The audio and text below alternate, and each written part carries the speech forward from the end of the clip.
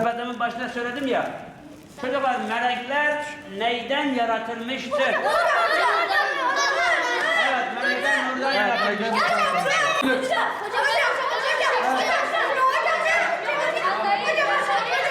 Bir, iki, üç, hadi. Hocam toklaşmalar mısın? Ya sus ya. Haydi bakalım. Haydi Eymen. Başına gelebilirsiniz. Bir şey olmaz. Oku. Gelmesem olmaz. Subhaneke Allahümme.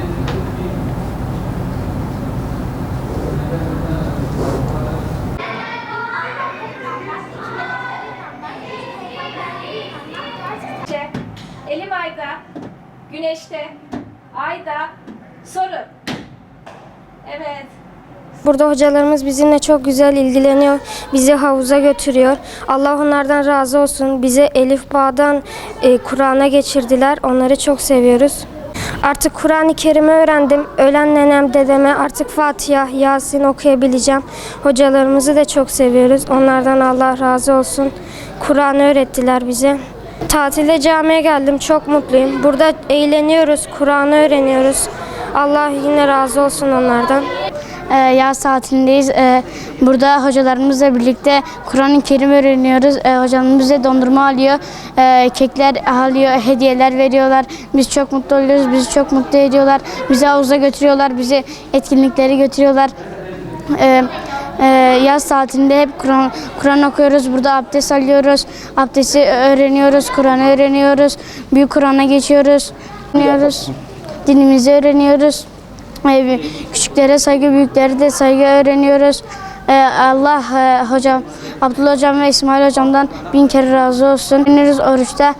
Yemek duası öğreniyoruz oruçta. Babalarımıza ve annelerimize oruç duası öğreniyoruz. Okullar kapanınca camilerde açılan Kur'an kurslarına geldik. Allah hocalarımızdan razı olsun. Bize İslam dinimizi öğrettiler. Kur'an okumayı öğrettiler. Bize böyle eğlendirecek aktiviteler falan yaptırıyorlar. Çok güzel ikramlarda bulunuyorlar. Bir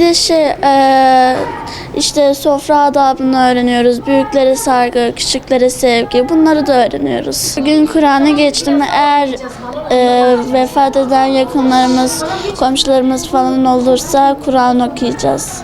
Okullar kapanınca yaz kurslarına gelmeye başladım. Kur'an kursuna ilk başladım. Ve burada dini bilgilerimizi öğreniyoruz. Sofra adabını, dinimizi öğreniyoruz. Ara sıra oyun oynuyoruz. Güzel ikramlarda bulunuyorlar bize. Tüm hocalarımızdan Allah razı olsun.